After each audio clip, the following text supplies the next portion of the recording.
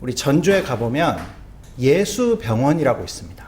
병원 이름이 예수병원이에요. 근데 이 예수병원이라는 이름을 누가 지었나 알아봤더니 누가 지었을 것 같습니까? 믿음이 좋은 사람이 지었을 것 같죠?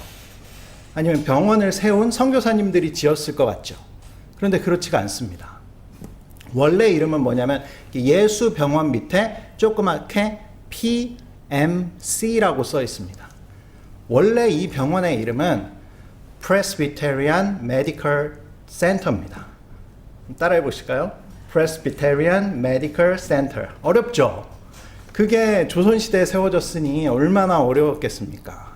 그러니까 사람들이 저 병원이 뭐라고? 그러면 저 병원이 뭐라고 했더라? 이제 모르는 거예요.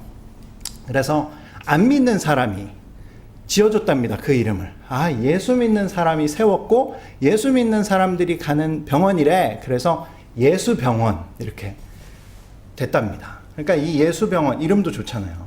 예수님께서 치유하신다는 의미도 있고 예수님 믿는 사람들이 의사라는 의미도 있고 예수님께서 우리를 기적으로도 또 기도로도 치유하시지만 의사의 손을 통해서도 치유하시잖아요. 이름과 의미가 너무 좋습니다. 그런데 그 이름은 믿지 않는 사람이 지어줬다. 이게 되게 큰 의미가 있는 거죠. 안디옥 교회 교인들이 그리스도인이다 라고 불린 게 바로 그런 의미입니다. 내가 그리스도인입니다 라고 이야기한 것이 아니라 주변 사람들이 아, 저 사람들은 그리스도를 믿는 뭔가 다른 사람이래 라고 해서 그리스도인이라고 지어준 거죠. 재밌는 것은 유대인이래 이렇게 불리지 않았다는 것도 되게 재미있는 사실입니다. 왜냐하면 안 믿는 사람 입장에서는 하나님 믿는 거니까 유대교나 뭐 예수교나 뭐 다를 게 없이 보일 수도 있잖아요. 근데 분명히 유대교와는 다른 무언가를 이 사람들은 보였다는 거죠. 그리고 그런 것들이 발견되었기 때문에 고유명사 그리스도인을 붙여준 것입니다. 오늘 본문은 이제 바로 그때라는 말부터 시작합니다. 그러니까 바로 그때가 언제냐면 안디옥 교회가 그리스도인들이다라고 불려졌을 바로 그때입니다. 그때죠. 우리가 예수 믿기 전 하나님께서 우리를 통해서 이루고자 하시는 꿈들이 있었을 겁니다. 예수를 막 믿은 다음 하나님께서 우리를 통해서 이루고자 하시는 일이 다르겠죠. 예수 믿기 전과 예수를 막 믿은 때와 또 그리스도인이다 이제 세상에서 공연하게 불려진 그 시점에 하나님께서 우리에게 향하신 목표와 계획은 또 달라질 거란 이야기입니다. 예수 믿기 전에 저의 모습을 생각해 봤어요. 그때도 하나님의 손이 함께 하셨다는 것이 믿어져요. 지금 생각하면. 내가 예수를 믿기도 전이었지만 왜냐? 정말 타락해서 완전히 절망과 완전한 타락으로 떨어지지 않도록 하나님이 붙들고 계셨다는 그 하나님의 손이 느껴집니다. 심지어 내가 예수 믿기 이전에도. 근데 예수를 믿고 나서 이제 초기에 정말 나를 너무 사랑하시는 것이 막 느껴지는 거예요. 그렇죠. 막 갓난아이가 태어나면 막 사랑만 듬뿍 주고 싶잖아요. 다 나한테 집중되어 있습니다. 하나님의 사랑이. 그래서 기도도 잘 이루어지고 너무 막 그런 꿈과 그런 소망으로 살죠. 그러다가 이제 시간이 지나서 내가 공연하게 그리스도인이다 라는 공인과 같은 표가 붙여졌을 때는 또 다릅니다. 그때는 핍박과 환난을 받더라도 내가 예수를 전해야 되고 그리고 이웃을 섬겨야 되고 하나님께 영광을 돌려야 되는 삶으로 변화가 되는 것이죠. 우리들에게 기대하는 것이 다른 것처럼 안디옥 교회에게 이제 하나님께서 기대하는 것이 달라지는 겁니다. 그래서 그때에 바로 이때에 어떤 일이 일어나냐면 예루살렘 교회로부터 선지자들이 안디옥 교회에 옵니다.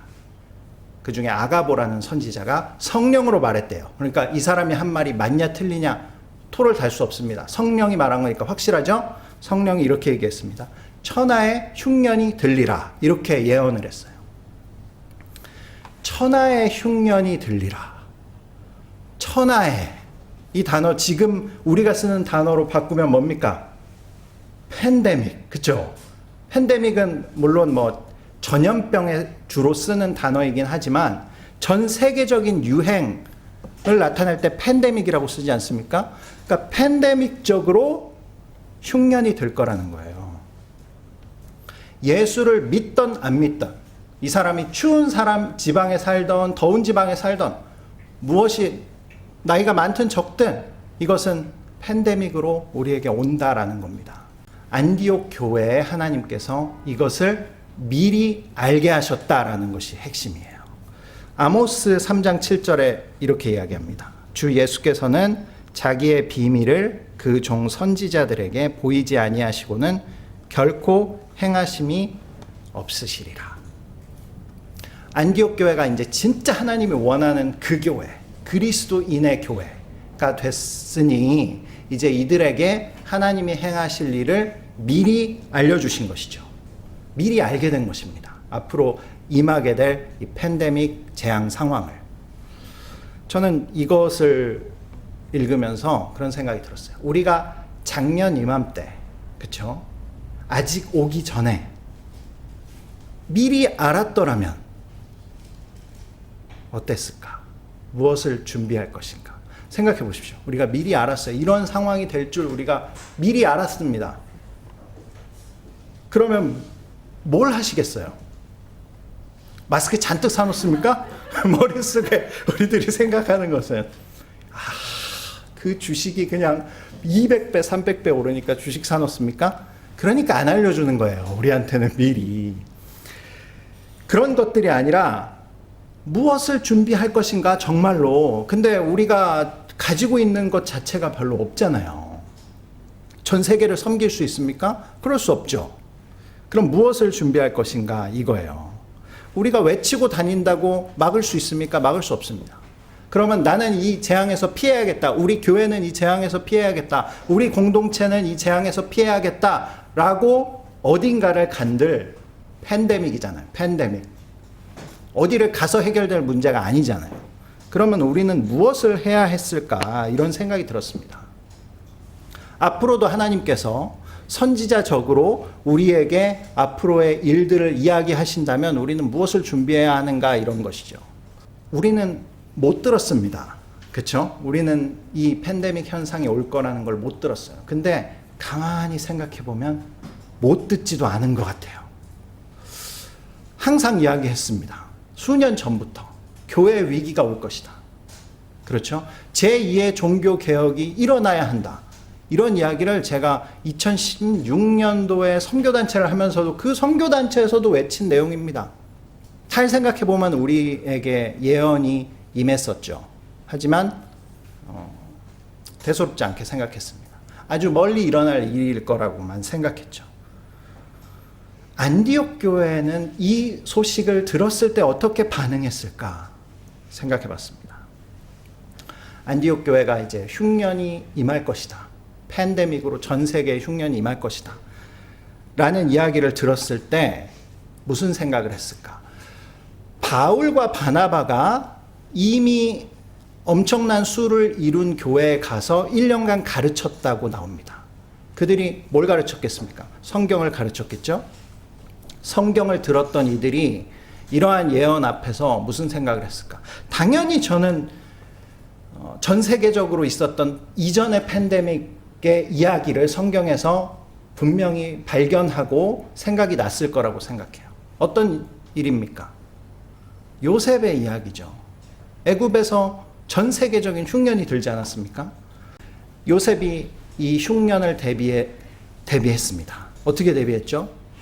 풍년 동안에 흉년을 대비할 수 있는 물질들을 모아서 준비했습니다. 기근을 준비했죠. 그 기근을 준비한 것을 통해서 어떤 결과가 일어났죠? 전 세계 수많은 사람들이 살게 되죠. 기근으로 인해서 거의 죽을 사람들이 이 요셉이 준비함으로 말미암아 살아나는 역사를 경험하게 됩니다. 그리고 궁극적으로 모든 사람이 혜택을 누리기도 하지만 궁극적인 혜택은 이스라엘 자손들의 보호죠. 그게 이제 출애굽기 45장 6절에서 8절에 나와 있습니다. 제가 한번 읽어드리겠습니다. 이 땅에 2년 동안 흉년이 들었으나 아직 5년은 추수도 못할지라 하나님이 큰 구원으로 당신들의 생명을 보존하고 당신들의 후손을 이 세상에 두시려고 나를 당신들보다 먼저 보내셨나니 그런즉 나를 이리로 보낸 이들은 당신들이 아니요 하나님이 나를 바로에게 아버지로 삼으시고 그의 온 집의 주로 삼으시며 애굽의 온 땅의 통치자로 삼으셨나이다. 이스라엘 자손들이 보존이 될 뿐만 아니라 이 일로 인해서 애굽에 와서 430년 동안 살면서 민족이 되죠. 민족으로 성장하게 됩니다. 아주 안전한 보호를 받으면서 한 민족으로 성장하게 되는 것이죠. 이런 내용들을 우리가 생각해 볼 때 과연 코로나는 무엇인가 우리에게 이런 생각을 하게 됩니다. 코로나가 하나님의 심판이냐 하나님의 축복이냐 뭐 이런 거 가지고 싸우는 것도 제가 봤습니다. 심판이다 라고 외친 사람에게 심판이 아니다. 또 코로나는 우리에게 축복이 될 수 있다 하신 이들에게 이건 하나님의 심판이다 이렇게 이야기합니다. 그런데 분명한 것은 하나님의 뜻을 분별하고 하나님 원하는 방향으로 가면 복이 되는 것이죠. 복이 될 수 있다는 겁니다. 안디옥 교회는 어떻게 했을까? 이것을 듣고 흉년이 임할 것이다. 너무 분명하잖아요. 너무 성경에 분명하게 써 있잖아요. 흉년을 당연 준비했을 것입니다. 준비한 결과 어떤 일을 할 수 있었나? 오늘 본문에서 우리가 읽었지만 준비를 해놨더니 예루살렘에 고난을 당하는 형제들을 도와줄 수 있었다라고 이야기합니다. 그렇죠. 내가 준비가 돼 있기 때문에 어려움을 당하는 교회들을 도와줄 수 있었어요. 안디옥 교회가 요셉은 아니잖아요. 한 나라의 총리의 역할을 하는 것은 아니잖아요. 그러니까 나라를 구할 수는 없을 것입니다. 그리고 전 세계적으로 큰 영향력을 미치는 일은 할 수 없었을 거예요. 그런데 할 수 있는 일은 있었다는 거죠. 내가 준비하여 어려움과 위험에 처한 예루살렘 교회를 도울 수 있었다는 겁니다. 어떻게? 부조를 보냄으로. 사실 예루살렘 교회가 이 바나바를 안디옥 교회로 파송했을 때 그때는 이방 지역에 안디옥이라는 지역에 이방인들이 모여서 막 교회가 부흥한다고 하는데 네가 가서 제대로 된 교회를 세우고 목회를 하라고 보낸 것이겠죠. 바나바에게. 그러니까 바르게 교회를 세울 수 있도록 보낸 것이지 예루살렘 교회와 하나가 되거나 일치와 연합을 이루러 간 것은 아니었습니다. 그런데 정말 중요한 이 기근의 사건을 통해서 무엇을 하나님께서는 이루고자 하나? 예루살렘 교회와 안디옥 교회의 하나됨과 연합이었던 것이죠. 하나가 안 되면 곤란합니다. 이제 하나님이 꿈꾸고 계신 안디옥 교회를 향한 엄청난 비전들이 있잖아요. 전 세계 복음화, 선교의 문을 여는 그 엄청난 일이 있습니다. 그 일을 누가 감당합니까? 거의 바울 혼자 감당하죠. 바울과 선교팀들, 바울과 함께한 선교팀들이 사실은 전 세계 복음화에 완전한 기초를 놓습니다. 저는 사도행전 읽으면서 바울 혼자서 할 수 없는 일인 것 같아요. 이것을 수백 년간 수십 명의 사람이 할 수 있었을까? 없었을 것 같습니다. 바울 한 사람을 통해서 엄청난 세계 선교를 하나님께서는 이루고자 하는 그 꿈, 그걸 이루고자 하려면 예루살렘 교회와의 일치, 연합, 하나됨은 핵심적이었던 것이죠. 그런데 생각해 보십시오. 팬데믹 흉년에 이 일이 없었다면 어떻게 일치를 이룰 수 있었을까? 예루살렘 교회가 더 부자입니다. 예루살렘 교회가 먼저 시작했죠. 예루살렘 교회의 사도들은 예수님을 직접 만나서 가르침 받은 사람들입니다. 안디옥 교회가 아무리 성장하고 아무리 돈이 많고 아무리 위대해진다고 하더라도 예루살렘 교회를 돕고 그들과 연합과 일치를 이룰 수 있는 하등의 이유가 없습니다. 우리 부자, 넉넉한 사람한테 부조합니다 하고 헌금을 갖다 준들 의미가 있었겠습니까? 안 받겠죠. 근데 어려운 상황에 처했습니다. 예루살렘 교회가 기근으로 힘든 상황에 처했어요. 그러니 이제 안디옥 교회, 준비된 안디옥 교회에서 그들에게 부조함으로 말미암아 단순히 말만 위로하는 게 아니라 삶을 나누는 것이요. 삶을 나눠야 하나 되지 않습니까? 삶을 나누는 그 목적으로 또 감사함으로 예루살렘 교회에 부조를 보내게 되는 겁니다. 제가 그 사역을 하면서 장애 아이를 키우는 부모님을 몇 번 만났습니다. 장애 아이를 키우는 부모님. 근데 이제 다른 아이들은 정상적이고 이제 한 명만 장애가 있고 그런 경우였어요. 그런 경우를 만났는데 장애 아이가 있는 가정은 딱 두 종류로 나눈다고 합니다. 어떻게 나누냐? 이 장애가 있는 아이로 말미암아 가족들이 더 하나 되고 가족들이 더 연합하고 이 아이로 말미암아 가족들이 더 감사하고 행복해지는 방향으로 가는 가족이 있다라는 것이죠. 또 다른 방향은 그 아이 때문에 가족이 깨지는 경우랍니다. 거기를 나누는 핵심은 역시 감사였던 것 같아요. 이 아이 때문에 서로를 원망하고 너 때문에 그래 뭐 이런 식으로 가다가 보면은 결국 점점 더 어려운 상황을 맞이하게 되는 거죠. 그래서 제가 만난 그 집사님은 우리는 이 아이를 하나님이 우리에게 주신 것은 너무나 큰 축복입니다. 왜냐? 이 아이를 통해서 우리가 감사할 수 있고 이 아이를 통해서 우리 가족은 정말 더 단단해지고 하나가 되었다는 것이죠. 이 코로나가 교회에 있어서 그러한 역할을 하지 않겠나라는 생각을 합니다. 이것으로 인해서 더 교회가 분열되고 깨진다면 이것은 심판이고 재앙입니다. 하지만 이 사건을 통해서 교회가 서로 돕고 감사함으로 나누고 그런다면 하나가 된다면 정말 하나님의 축복으로 변화시킬 수 있지 않을까 기대합니다. 서로에게 감사하는 것이 그것의 시작이 될 것 같아요. 제가 유튜브를 보면 기독교 유튜브 특히 보면 기독교 유튜브일수록 특히 서로 욕하기에 바빠요. 정말 너무나 어떤 분이 어떤 영상을 올리면 그거에 대한 이제 자기의 견해와 비판을 잔뜩 합니다.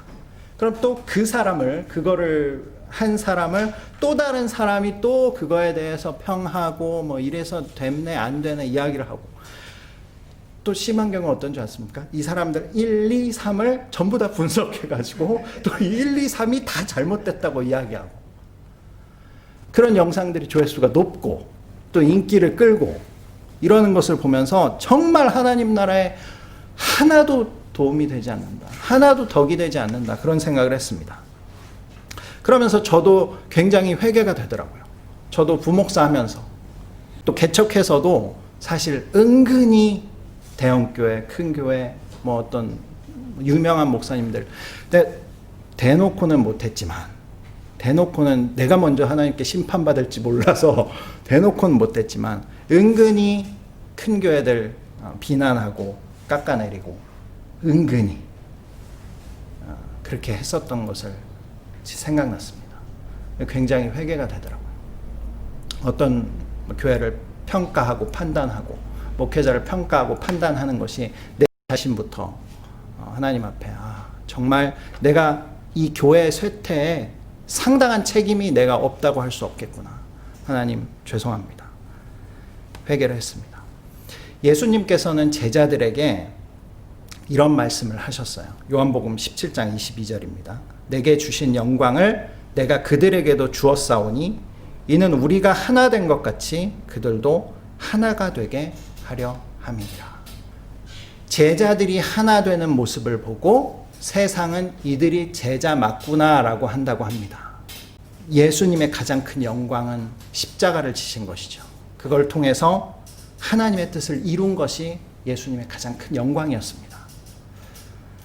오늘 이 코로나 사태로 인해서 한국 교회가 서로를 위해 감사할 수 있는 교회가 됐으면 좋겠습니다. 그리고 서로를 위해서 희생하고 힘든 교회, 어려운 교회를 부조함으로 말미암아 이 코로나가 교회의 축복이고 우리 삶의 축복이 반드시 될 수 있을 줄 믿습니다. 이러한 은혜가 우리 모두에게 있기를 바랍니다. 기도하겠습니다.